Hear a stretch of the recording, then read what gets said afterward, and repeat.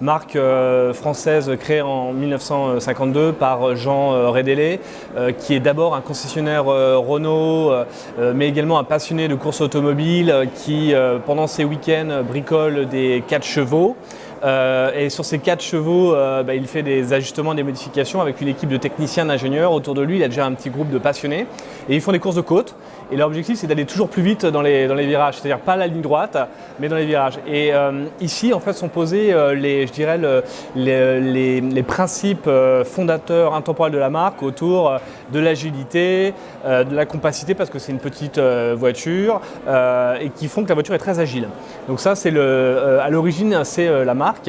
Et lorsque, des années après, notamment après des titres de victoire en rallye, en 71, en 73 à Monaco, des victoires aussi en endurance 78, la marque fait une pause, s'éteint en 95, puis est relancée en 2017 par le groupe Renault. Et pour relancer cette marque, idée absolument géniale de rester fidèle à ces principes intemporels, d'avoir des voitures, pardon de me répéter, mais compactes, légères et donc agiles. Légères parce qu'elles sont entièrement en aluminium. Le châssis est un châssis qui a été développé spécialement pour Alpine, en aluminium, avec des solutions techniques qui sont quasiment ce que font les mini supercars. Donc avec un produit vraiment intéressant en termes de positionnement, d'offre de valeur. Et donc ça, c'est le produit, mais le produit qui nous aide à convaincre les puristes, c'est-à-dire la presse expert automobile, parce que c'est quand même une voiture, donc c'est eux dont on cherche la caution. Et puis, parallèlement à ce groupe-là, on a également les possesseurs d'Alpine de berlinettes, 30 000 véhicules produits jusqu'à la pause. Donc c'est une communauté qui est là. Cette communauté, on l'engage avec nous, on lui montre la voiture avant la presse, avant les journalistes. L'objectif, c'est, je dirais, pour le groupe Renault, donc d'aller sur le segment des sports premium, c'est-à-dire de parler à une autre cible, à un autre groupe de clients potentiels qu'on appelle la cible affluente. C'est aussi la possibilité pour le groupe de tester des nouvelles technologies. Je parlais du châssis aluminium.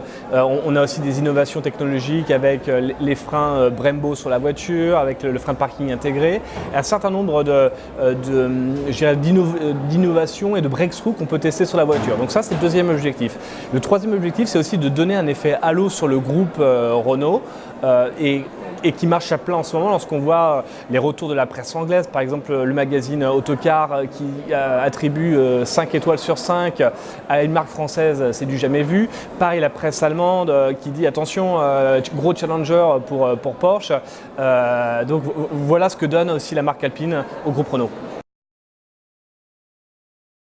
C'est qu'en 24 heures, toute la production de la première année est vendue en France, 2 jours après pour le reste du monde. Donc c'est un succès et c'est même une vague qui nous surprend aussi, quoi. C'est-à-dire l'enthousiasme est là, les communautés ont parlé. Il y a eu d'abord une fuite sur Twitter en disant les pré-réservations pour l'Alpine A110 vont s'ouvrir. Et là, on voit que le réseau s'enflamme. On voit que le hashtag Alpine est le premier sur Twitter et là, c'est le début du retour.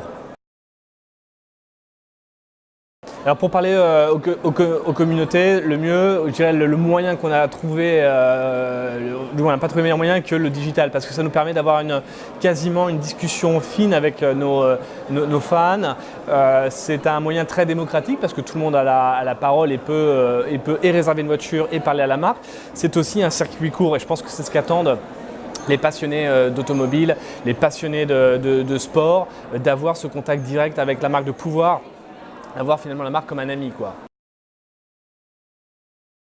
Pour ce qui est de nos investissements marketing, c'est une grosse partie de nos investissements marketing et c'est probablement le premier poste.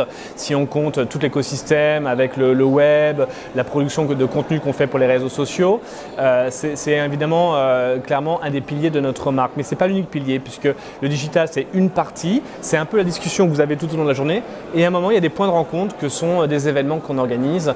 Donc le premier événement qu'on a organisé, c'était faire venir ces anciens propriétaires d'Alpine à à Monaco en 2016 pour aller voir en avant-première le show-car, le concept car. Et puis ces événements ils se poursuivent sous forme de Cars and Coffee, de journées d'essais sur piste. Et en fait c'est toute l'expérience client qu'on tire d'un point de vue aussi, je dirais, physique, événement physique. Aujourd'hui, on est vraiment sur Alpine, on est vraiment sur l'achat pur plaisir. On est, je dirais, sur un plaisir de conduite réduit à l'essence même, c'est-à-dire se mettre derrière un volant, avoir des sensations directes de retour de route à son volant, faire corps avec le véhicule. Donc on est vraiment sur du pur plaisir automobile. Je pense qu'on est dans ce cas-là loin de la conduite autonome, mais qui peut-être sera aussi une route pour Alpine. Aujourd'hui, on est vraiment très centré sur le plaisir de conduite, très mécanique. Si je me projette, c'est que dans peut-être d'ici 3 ans, on se dise la marque Alpine est vraiment installée, elle fait vraiment partie du paysage. On a eu un excellent départ, on a eu un écho, une chambre de résonance assez fantastique sur Alpine. Maintenant, il faut qu'on fasse ce travail d'apprentissage, d'installation de marque. C'est probablement de l'effort, des investissements et surtout être constant dans tout ce qu'on va faire. De plus en plus, les marques seront en circuit court avec leurs clients, leurs fans. Ils veulent cette interaction directe, ils veulent avoir cette prise de parole avec la marque. Ils veulent évidemment la suivre au cours de leur journée sur leurs parcours digitaux, mais également en physique, sur des points de rencontre. Je pense que la marque devient un ami avec lequel on peut être aussi exigeant, c'est-à-dire lui faire aussi des remarques. Et je pense que ça fait partie du jeu, de prendre ces remarques-là, de répondre, d'accompagner la communauté. Et donc le rôle, c'est vraiment de directeur marketing, c'est un rôle, il accompagne, il lance des discussions, mais il devient copilote de la marque avec la communauté. Et je pense que sans communauté, pas de marque maintenant.